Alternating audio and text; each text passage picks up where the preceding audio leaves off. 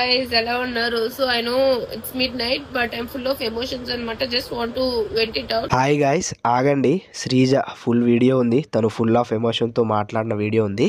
కాకపోతే ఆ video start చేసే ముందు తను ఆ వీడియో కింద ఒక క్యాప్షన్ అనేది మెన్షన్ చేసిరు, ఒకసారి గమనించండి. వీడియో ప్లే చేస్తా. Sorry for ranting, just full of emotions. ఒక పక్క జాబ్ రిజైన్ చేసి టాటూ వేయించుకొని 1000% ఎఫర్ట్ ఇచ్చిన ఎక్కడో అన్లక్కీ కాబట్టి అలా బయటికి వచ్చేసా అని అనిపించింది అని శ్రీజ గారు ఆ వీడియోలో తన ఎమోషన్ షేర్ చేసుకుంటూ క్యాప్షన్ కింద ఇది రాసిరు. సో దానికి రిప్లైగా మన ఫ్లోరా గారు వచ్చేసి, Sreeja you are the strongest girl I know and a winner with so much love from each and every అని పెట్టి కింద ఇంకా పెద్దది రాసిరు, చోటా ప్యాకెట్ ఇంకా బడా ధమాకా అని కొంత వర్డ్స్ రాసిరు. తను ఏమనుకుంటారో అది రాసిరు. కాకపోతే ఫస్ట్ ఆఫ్ ఆల్ మీరు ఆ వీడియో చూడండి, దాని తర్వాత ఇంకా కొన్ని ముచ్చట్లు ఉన్నాయి, అవి ఈ వీడియో చూసిన తర్వాత మాట్లాడదాం. Guys, ఎలా ఉన్నారు? So I know it's midnight, but I'm full of emotions and just want to vent it out. It's been 1 week నేను హౌస్ నుంచి బయటకు వచ్చేసి ఎలిమినేట్ అయిపోయి, బట్ చాలా మిస్ అవుతున్నాను. I missing a lot. Big boss journey కానీ, big boss house ని కానీ, ఓవరాల్ ఆ బిగ్ బాస్ కంటెస్టెంట్స్ కానీ చాలా మిస్ అవుతున్నాను అనమాట. మీరు నమ్ముతారో లేదో, నేను హౌస్ నుంచి వచ్చాక ఒక్క ఎపిసోడ్ కూడా చూడలేదు అనమాట. I just want to like ఏంటో చూద్దాం అనుకున్నా సరే ఐ కాంట్ అనమాట. ఐ కాంట్ ఎబుల్ టు, అరే నేను ఉండాల్సిందాను కదా, నేను ఇట్లా ఉంటే ఇట్లా చేసేదాన్నేమో, ఇట్లా మాట్లాడేదాన్నేమో అని చెప్పి వేరియస్ థాట్స్. అసలు ఒక్క ఎపిసోడ్ కూడా చూడలేకపోతున్నాను అనమాట. ఏదో రీల్స్ లో వస్తున్న చిన్న క్లిప్స్ చూస్తున్నా సరే చాలా మట్టుకు అవి కూడా స్కిప్ చేసేస్తున్నాను అనమాట. ఏమో నా మీద ఎడిట్స్ వచ్చినవి చూడడం తప్ప అసలు వేరేవేవి చూడట్లేదు. Don't know what is happening in big boss house. But ఈరోజు ఎక్కడ చాలా బాధ అనిపించింది అంటే, హైపరాది గారు వచ్చారు, అలాగే సింగర్ సాకేత్ గారు ప్యారడీ సాంగ్స్ పాడుతున్నారు కంటెస్టెంట్స్ మీద అన్నప్పుడు చాలా బాధగా అనిపించింది. అరే నేనుంటే కూడా నా మీద పనిచేసేసేవారేమో, నా మీద కూడా పాటలు పాడేవారు కదా అని చెప్పి. ఎందుకంటే I'm literally waiting for Hyper Aadi గారు. దసరా ఎపిసోడ్ నుంచి కూడా నేను అంటూ ఉండేదాన్ని అనమాట, హైపరాది గారు వస్తారేమో, మన మీద ఏం మాట్లాడతారో, మన మీద ఏ పని చేసేస్తారో అని చెప్పి. బట్ ఫైనల్ గా అతను వచ్చేటప్పుడు నేను లేను అని చెప్పి ఆ బాధ ఎక్కువ ఉంది. చాలా మిస్ అయ్యాను అనమాట ఈ రోజు ఎపిసోడ్ మాత్రం.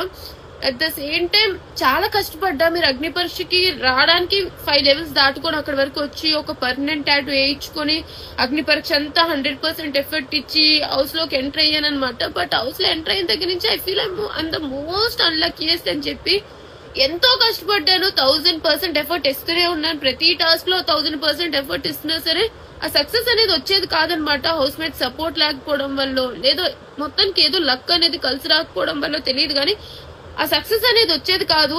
లాస్ట్ వీక్ ఎలిమినేషన్ రౌండ్ అప్పుడు కూడా ప్రతి రౌండ్ లో ప్రతి టాస్క్ లో లాస్ట్ వరకు వెళ్ళేదాన్ని, బట్ ఆ గెలుపు అనేది దక్కేది కాదనమాట. అండ్ మోర్ ఓవర్ ఎక్కువ అన్లక్కీయెస్ట్ ఎక్కడ ఫీల్ అయ్యాను అంటే, ఇన్ని బిగ్ బాస్ సీజన్స్ లో ఇట్లా ఎవరు ఎలిమినేట్ అవ్వలేదు. అది ఫేర్ అని పక్కన పెట్టేస్తే ఏవి లేకుండా ఏ బిగ్ బాస్ కంటెస్టెంట్ బయటికి రాలేదనమాట. నేను 5 వీక్స్ ఉండి కూడా ఒక బిగ్ బాస్ మెమరీ కోసం ఒక జర్నీ ఏవి లేకుండా బయటకు వచ్చాను. అదే చాలా బాధగా అనిపిస్తుంది అనమాట. ఎస్ టాటూ ఉంది కానీ నా జర్నీ ఎట్లా అయింది అని చెప్పి నేను చూసుకోవడానికైనా ఒక ఏవి ఉండాలనేది నా ఫీలింగ్. అసలు ఆ ఏవి కూడా లేకుండా బయటకు వచ్చాను కాబట్టి ఇంకా చాలా అన్లక్కీ అనిపించింది. నేను మా పేరెంట్స్ ని చూద్దాం అనుకున్నాను అసలు బిగ్ బాస్ హౌస్ లో. ఆ లెటర్స్ అందరికీ వచ్చాయి కానీ అప్పుడు కూడా నాకు లెటర్ రాలేదు. మా పేరెంట్స్ నుంచి లెటర్ కూడా నేను చదవలేకపోయాను హౌస్ లో. మా పేరెంట్స్ ని హౌస్ లో చూద్దాం అనుకున్నాను, అది కూడా చూడలేకపోయాను. ఓవరాల్ గా చాలా అన్లక్కీ అని ఫీల్ అవుతున్నాను.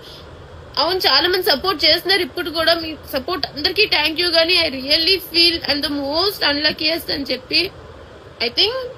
సో చూసిరు కదా, ఇదన్నమాట జరిగిన ముచ్చట. అక్కడ నేను స్టార్టింగ్లో 2 వీక్స్ తనకు సపోర్ట్ చేయలేను, ఎందుకంటే తను అలా ఆ పోటర్ అయిపోయారు. ఇంక అక్కడ జరిగిన కథలు వేరే ఉండే. ఎప్పుడైతే ప్రియా గారు ఎలిమినేట్ అయిపోయారో తన గేమ్ ఆడుతురు, చాలా గట్టిగా ఆడిరు. కాకపోతే ఈ పోయిన వీక్ ఏదైతే ఉందేనో 5th వీక్ అక్కడ ఫైర్ స్ట్రోమ్ వచ్చిందో ఆ ప్రాసెస్లో ఒకటి జరిగిపోయింది. కాకపోతే అది అన్ఫేర్ ఎలిమినేషన్. ఇప్పటికైనా ఎప్పటికైనా అదే చెప్పుకుంటూ పోతా. కాకపోతే తన ఎమోషన్ చూడండి. కింద క్యాప్షన్ కూడా ఆల్రెడీ నేను స్టార్టింగ్లో చదివిన. తను ఒక పక్క జాబ్ వదిలేసి టాటూ వేయించుకొని 1000% ఇచ్చారు. జాబ్ అంటే మామూలు ముచ్చట కాదు. జాబ్ని రిజైన్ చేసాడు, మళ్ళీ దీనికోసం వచ్చాడు అనేది నెక్స్ట్ లెవెల్. తను 100% ఇచ్చారు. సో మీ సపోర్ట్ కూడా ఫ్యూచర్లో, అంటే ఇప్పుడు కాకపోయినా మళ్ళీ ఫ్యూచర్లో కూడా, ఇప్పుడు ఎలా అయితే ఇస్తారో ఫ్యూచర్లో కూడా అలానే ఆ సపోర్ట్ అనేది కంటిన్యూ చేయండి. ఎందుకంటే తనకు మీ మోటివేషనే తనను ముందుకి తీసుకెళ్తూ ఉంటుంది. సో ఇప్పుడు తను ఓటింగ్స్తో బయటికి వస్తే అది వేరే విషయం. కాకపోతే తనుని వాళ్ళ చేతిలో పెట్టి ఎలిమినేట్ చేయడం వెళ్ళడం అనేది టోటల్లీ అన్ఫేర్. చూద్దాం మళ్ళీ ఏమైనా రీఎంట్రీ ఇస్తే తనకు ఫుల్ ఆఫ్ పాజిటివ్గా వెళ్తుంది. సో అది కూడా చూద్దాం. ఇంకా తను పాజిటివ్గా వెళ్ళడం అనేది చాలా పెద్ద ముచ్చట. సో అది కూడా సో ఎక్కువ ఆలోచించకండి. ఎక్కువగా అంటే ఇప్పుడు అయింది ఏదో అయిపోయింది, కాకపోతే ఉంటాయి. ఇప్పుడు నేను ఇట్లా చెప్తున్నా కానీ నేను ఆ సిచ్యువేషన్లో ఫేస్ చేస్తే మీరైనా నేనైనా అది వేరే విధంగా ఉంటుంది. సో తను ఫేస్ చేసింది కాబట్టి సో తనకు ఆ థాట్స్ అనేవి వస్తూ ఉంటాయి. సో అలా ఆ ఫ్యాన్స్ కానీ చూసే వ్యూవర్స్ కానీ ధైర్యంగా ఏదో కమెంట్ మంచిగా పాజిటివ్గా పెట్టి ఇట్లయితే ఉందా. Okay right. మరి ఈ వీడియోకి గింతే. ఇంకా భరణి గారు కూడా ఎలిమినేట్ అయిపోయారు ఆల్రెడీ, మనకు కనబడుతుంది. సో అది ఇంకా చూద్దాం ఇంకేమేమి నడుస్తుంది ఏంది అనేది. సో ఈ వీడియోకి గింతే. ఇలాంటి ముచ్చట్లు ఇలాంటి అప్డేట్స్ కోసం మన ఛానల్ని సబ్స్క్రైబ్ చేసుకొని బెల్ ఐకాన్ని క్లిక్ చేయడం మాత్రం మర్చిపోకండి. Tata bye bye.